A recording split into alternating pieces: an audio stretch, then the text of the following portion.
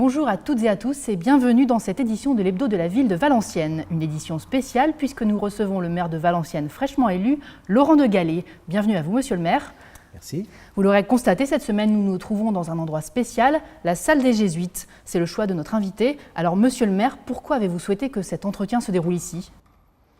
Parce que je voulais sortir du cadre traditionnel de l'interview dans le bureau du maire à l'issue de l'élection. Et puis ce lieu est un lieu privilégié du patrimoine valenciennois. Peu de Valenciennois le connaissent. J'espère que cette émission permettra à certains et certaines de nos auditeurs et auditrices de pouvoir le découvrir, peut-être leur donner l'envie de s'y rendre. Et puis, il va faire l'objet d'un traitement spécifique, notamment au travers de l'éclairage. Un partenariat a été noué avec EDF, qui va remettre en lumière, en perspective et permettre de découvrir différemment ce lieu symbolique. Voilà, c'est la raison particulière pour laquelle j'ai choisi de nous retrouver ici. Alors, monsieur le maire, vous avez été élu maire de Valenciennes le 30 mars dernier avec 50,3% des voix.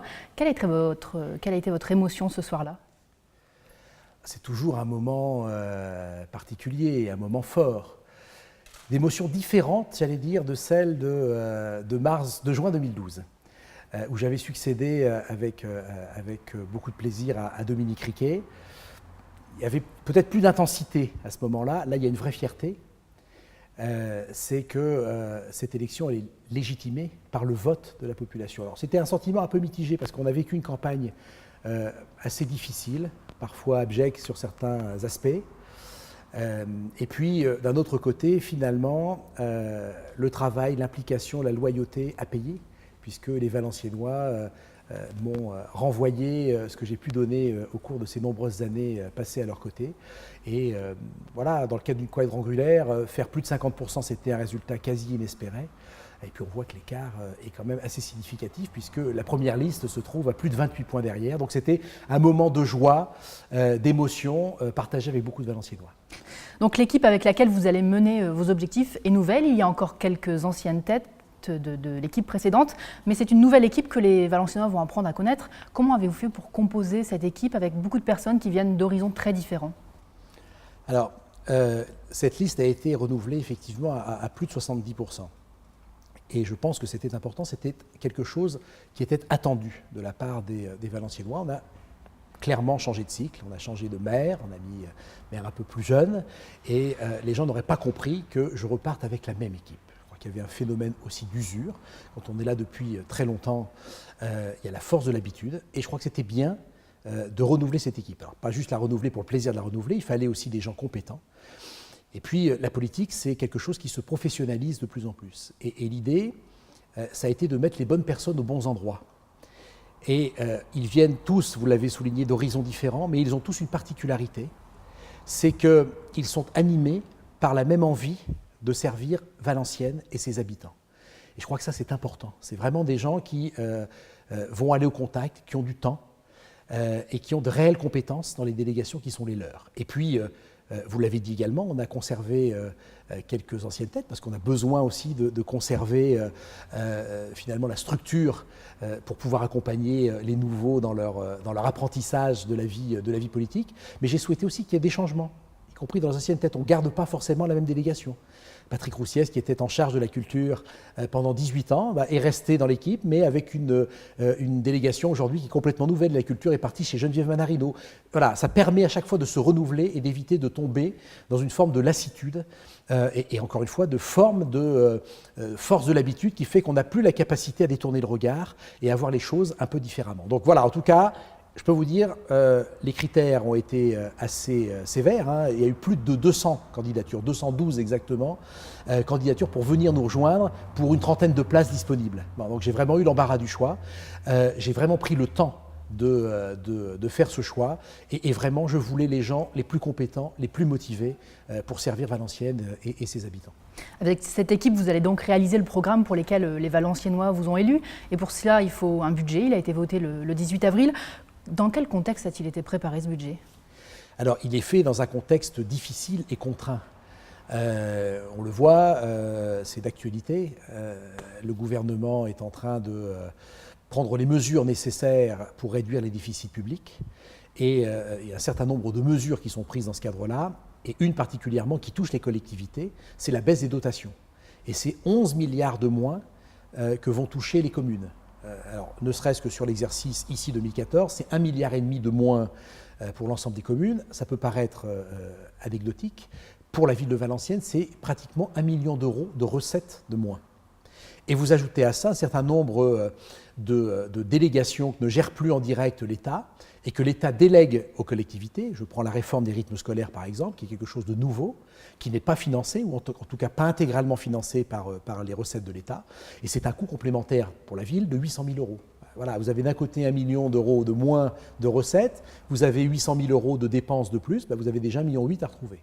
Donc il faut être vigilant, il faut avoir une vision, j'allais dire, analytique du budget et regarder tous les postes de dépenses sur lesquels on peut économiser et réussir finalement à faire, peut-être pas mieux, mais à faire aussi bien avec moins d'argent. Et c'est là où finalement l'œil du banquier que je suis peut avoir une forme d'intérêt, puisque moi j'ai vraiment une vision très comptable et très analytique de la gestion de cette ville, ce qui n'empêche pas d'avoir un regard humain et social sur les actions qu'on peut mener, mais je vois vite les sources d'économie et la façon que nous avons et les possibilités que nous avons d'optimiser un certain nombre de postes. C'est ce que je m'attelle à faire avec l'équipe qui m'entoure et avec les services qui ont aussi un rôle prépondérant sur le sujet. Comment le qualifieriez-vous ce budget, en 2-3 mots? Ce budget, il est, je l'avais dit le soir d'ailleurs du Conseil, il est courageux, il est raisonnable, mais il est aussi ambitieux. Voilà, je crois qu'on a bien regroupé ça. Courageux parce que il faut réussir à le faire dans un contexte difficile. Et courageux, ça veut dire qu'il y a aussi des décisions difficiles à prendre. C'est-à-dire qu'on regarde systématiquement toutes les subventions qui sont allouées. Et parfois, il y a un effort à faire dans le milieu culturel, dans le milieu sportif. On ne peut plus rester à des niveaux de subventionnement tels qu'ils étaient. Parce que quand l'État diminue ses dotations, elle diminue les dotations aux régions, aux départements, et pas seulement aux communes. Et donc, quand la région donne moins, quand le département donne moins, ce n'est pas la ville qui peut compenser le différentiel, et courageux et ambitieux parce que ça ne nous empêche pas de continuer à faire rêver les Valenciennois, à leur donner les moyens de s'épanouir dans cette ville et à poursuivre l'élan du Valenciennois tel qu'il avait été initié et par Jean-Louis Borloo et poursuivi ensuite par Dominique Riquet. Donc vous l'avez dit, faire toujours mieux avec toujours moins, ce sera quoi vos grandes priorités sur ce mandat? Alors, les priorités... l'axe 1, c'est, moi je souhaite qu'on termine dans les meilleures conditions possibles l'ANRU. La rénovation urbaine qui a été une vraie réussite, on l'a vu sur le faubourg de Cambrai, est en phase d'achèvement sur le quartier de du Temple. On aura terminé, je pense, fin 2014, mi-2015, on aura un quartier qui sera en état de fonctionnement et qui aura été radicalement changé. Et puis réussir le défi que nous avons à mener sur Chasse-Royale, qui est un quartier pour lequel j'ai là aussi une affection particulière, où je me rends régulièrement et où les gens ont été très patients. Parce que forcément, lorsque vous lancez des programmes de cette nature et d'envergure, vous êtes obligé de les prioriser. Et là, c'est le dernier qui attend le plus longtemps, et ils ont été très patients avec un environnement qui se dégrade. Je peux leur dire dès aujourd'hui qu'on va réussir de façon extraordinaire l'ANRU 1, notamment avec la création d'un pôle culturel sur Chasse-Royale, les démolitions qui ont démarré, les reconstructions qui ne vont pas tarder, mais qu'on va se battre aussi pour réussir l'acte 2 de Chasse-Royale pour que la totalité du quartier soit transformée. Donc la rénovation urbaine est un point très important. La poursuite des travaux qu'on initie sur les bâtiments communaux qui commencent à vieillir, c'est la rénovation d'un bâtiment juste à côté qui est le conservatoire. Donc on a la première tranche qui se termine. J'ai validé la tranche optionnelle de manière à ce que la totalité du conservatoire soit rénovée. C'est le musée qui va entrer en travaux après une bonne vingtaine d'années de bons et loyaux services. On doit commencer à travailler. On reste sur de la proximité, de travaux proches dans les quartiers, notamment des travaux de voirie, les city-stades dans les quartiers. Et puis on va lancer tous les 2 ans maintenant, un projet emblématique. Moi, j'avais mis 2-3 projets phares et emblématiques dans le programme.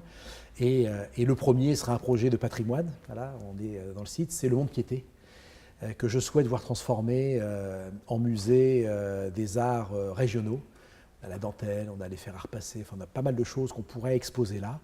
Et donc l'idée, c'est de traiter, ce mont-piété, mais de traiter également l'hôtel Carondelet qui se trouve juste à côté. C'est la mission qui va être confiée à Daniel Capel. Il va rencontrer l'ensemble des structures associatives, et notamment les Amis du patrimoine. Ils vont travailler sur une présentation de projet qu'on va chiffrer. Et puis l'idée, c'est qu'on puisse lancer ce projet, ce programme dès 2015. Et puis la poursuite du développement économique, parce que l'économie est importante. La ville n'a pas tous les leviers sur le sujet. Elle en a un, notamment au travers de l'implantation de structures. C'est le cas de Pompidou. On le voit, on a terminé la phase 1 de Pompidou avec le village moto, les restaurants qui aujourd'hui sont fonctionnels. On a l'arrivée du laser game pour renforcer le pôle ludique de Ningesser. Et puis on attaque la deuxième partie avec la création du village moto. Et puis ensuite le projet Nakara de logement, de services et de commerce. Et puis sur l'arrière, la finition dans la petite dent creuse qui reste sur le quartier du Faubourg de Cambrai, sur là aussi un projet multiple de services, de logement et là aussi de commerce. C'est un triptyque que nous respectons qui en général a fait ses preuves dans les autres quartiers.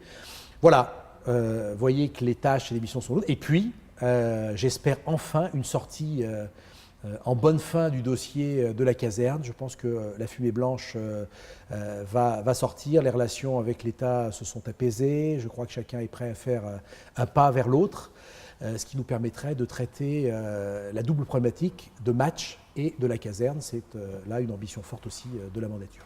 Et ce sera quoi les grands projets qui vont marquer les prochains mois ?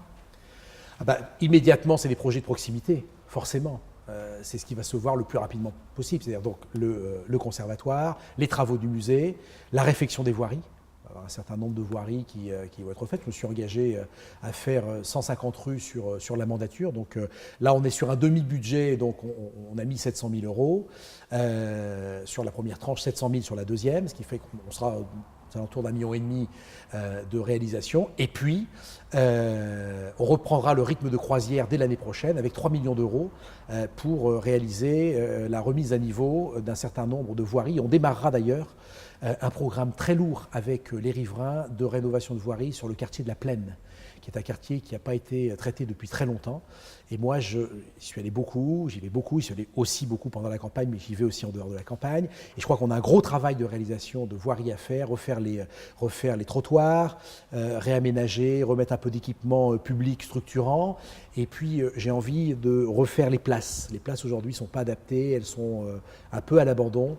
Je veux redonner un peu de vie à ces places et faire sur certaines places des petits jardins paysagers sympathiques au bénéfice là aussi des habitants de ce quartier. Donc en parlant de proximité, vous avez choisi de créer une délégation et de nommer un adjoint à la proximité. Pourquoi ce choix ? Parce que ça correspond à mon mode de fonctionnement, tout simplement. J'ai fait des choix, y compris dans les nominations de délégation, et il me semblait important d'avoir un adjoint à proximité. On vit une période difficile, les gens ont besoin qu'on les écoute. Et moi, je suis dans la proximité. C'est ce qui fait, je pense, ma force et ma marque de fabrique, c'est que je suis très proche des habitants. Mais je ne peux pas être partout. Et donc, j'ai besoin d'un relais sur le sujet. Et c'est Matteo Golano qui est adjoint à la proximité. Il est épaulé en cela par un conseiller municipal délégué, d'où l'importance qui est Franck Colère, d'aller voir effectivement les comités de quartier, mais d'aller voir aussi les habitants et d'être au plus proche des attentes des habitants. Vraiment, je veux que ce mandat, le mandat précédent, a été marqué du sceau de la crise. Celui-ci le sera certainement encore en partie, le moins possible, je l'espère, mais je veux surtout qu'il soit marqué du sceau de la proximité et de l'écoute des habitants. Donc voilà, moi, j'ai supprimé certaines délégations. Il n'y a plus de délégations du jumelage parce que ça n'a pas de sens. Dans une période difficile, on crée une délégation au développement économique ou à la proximité et pas forcément au jumelage. Je ne veux pas dire que le jumelage sera plus présent, mais il ne nécessite pas forcément d'avoir un adjoint délégué à cela.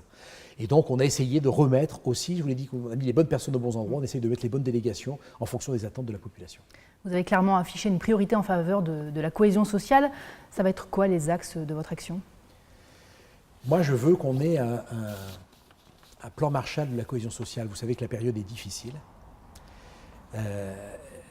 Je le sais, et je le sais parce que je le vis, je le vois. Moi, je rentre chez les habitants. Quand je vais dans les quartiers, je ne passe pas 5 minutes en voiture, je m'arrête et je vais discuter avec les gens. La période est difficile.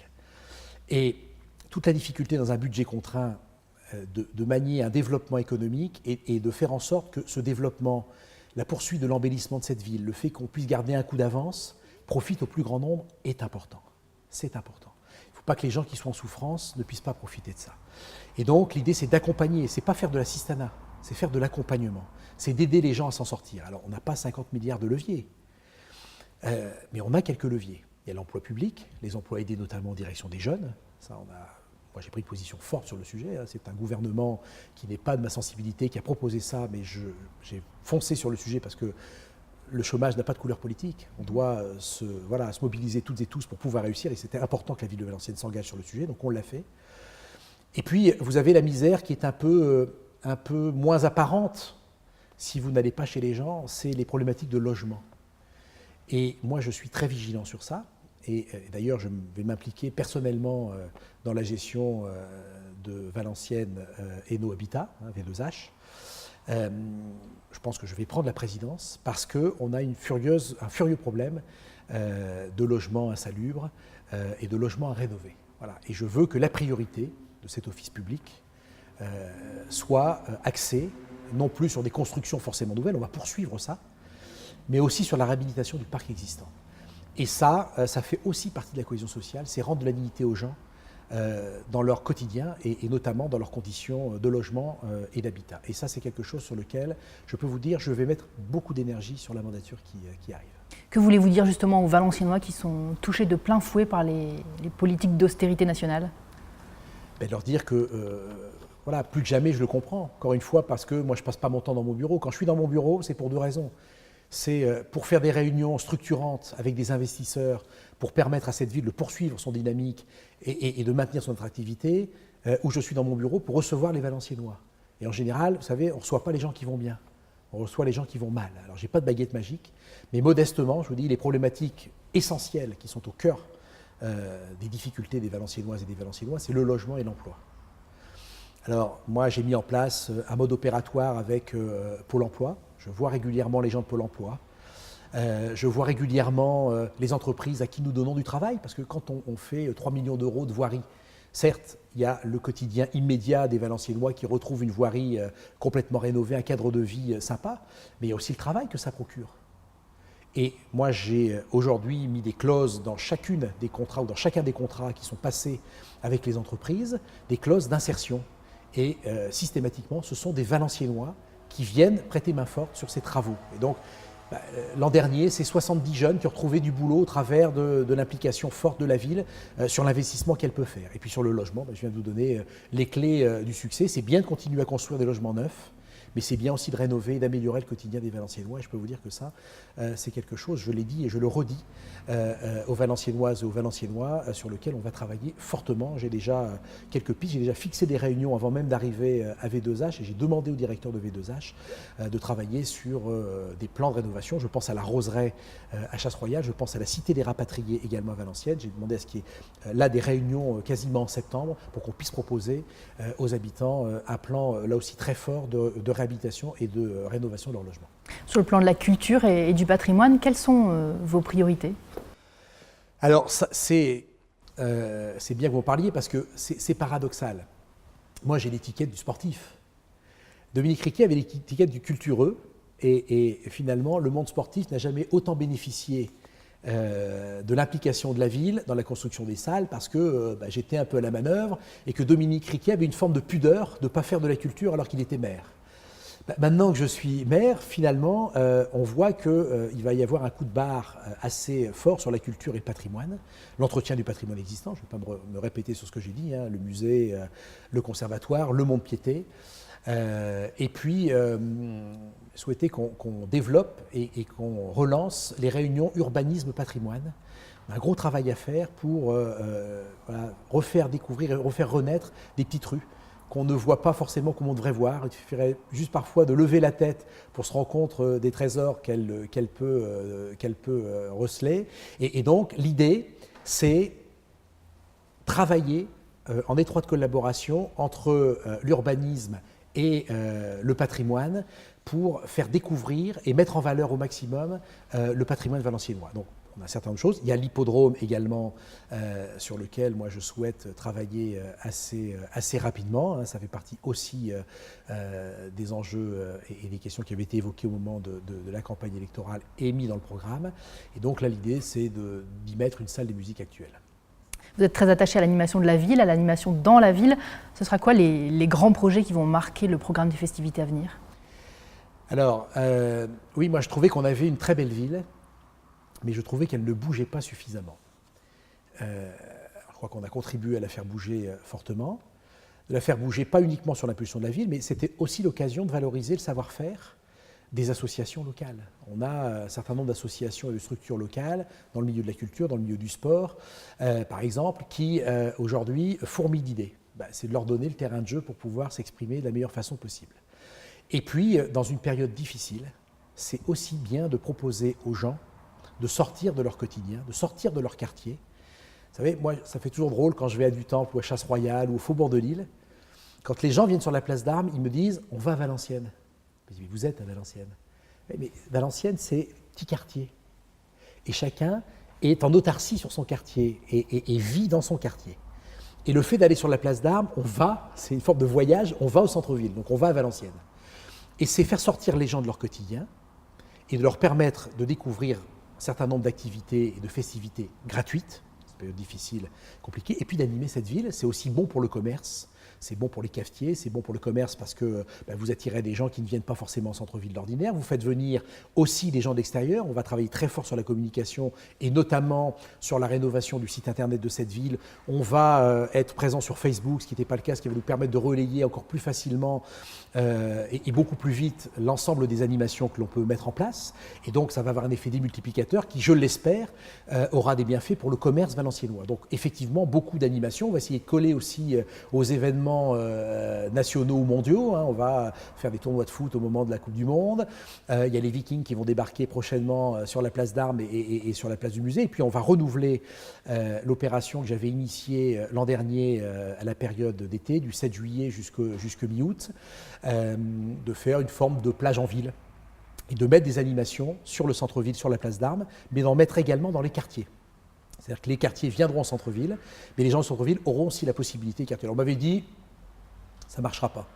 Et moi, mon plus grand bonheur, c'était de voir de ma fenêtre, ou d'aller voir quasiment au pied de l'hôtel de ville, de voir des enfants du faubourg de Cambrai, du faubourg de Lille, ou du faubourg de Paris, et les mamans présentes autour, et à côté, les petites mamies du centre-ville, de la place d'Armes, qui venaient amener leurs petits-enfants et discuter. Et finalement, c'est aussi ça le partage, c'est aussi ça l'échange entre quartiers, et ça a été une belle réussite, donc ça sera renouvelé. Et puis, on va faire également, je pense, un beau marché de Noël.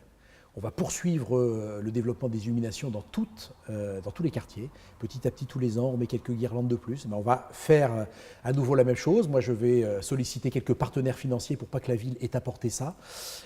Et donc, on va essayer de récupérer quelques sponsors pour pouvoir développer ça. Et puis, on va faire également un beau 14 juillet. Même un très beau 14 juillet. Il n'y aura certainement pas de feu d'artifice cette année à Valenciennes. Parce que, compte tenu du spectacle que nous ferons le 14 juillet, ça nous pousserait à faire le feu d'artifice très tard dans la nuit. Donc ça n'a pas d'intérêt. Et donc le faire le 13, c'était compliqué, puisque le 13, il ne vous aura pas échappé, vous qui êtes une grande sportive également, que c'est la finale de la Coupe du Monde. Et que si, par bonheur, la France se trouvait en finale, on n'aurait pas grand monde. Par contre, je pense que le 14 juillet sera à la hauteur des espérances et devrait attirer la foule, voire la grande foule à Valenciennes. La ville de Valenciennes occupe 10 sièges à l'agglo. Ce sera quoi les projets que Valenciennes va défendre à l'échelle intercommunale? Alors on a besoin de l'agglo. Je parlais des partenaires parce que la ville ne peut pas supporter seule la totalité des charges. Et c'est encore plus vrai à Valenciennes. Valenciennes a une fonction de centralité très forte. On accueille forcément l'ensemble des gens qui viennent des communes voisines pour travailler en centre-ville, pour amener les enfants à l'école, au collège ou au lycée. Et la ville de Valenciennes supporte tous les ans 8 millions d'euros de charges de centralité. On a donc besoin d'être accompagné par l'agglo sur l'ensemble des projets lourds.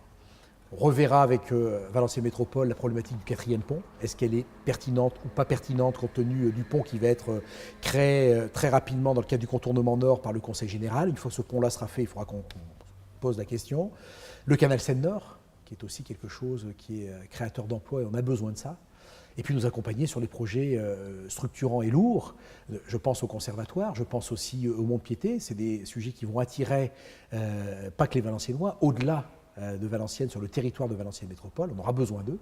Et puis, j'ai souhaité qu'après le boulevard Carpeaux, on puisse continuer le travail sur les boulevards. Ce sera le boulevard Watteau et le boulevard Pater qui vont faire l'objet d'une rénovation en profondeur.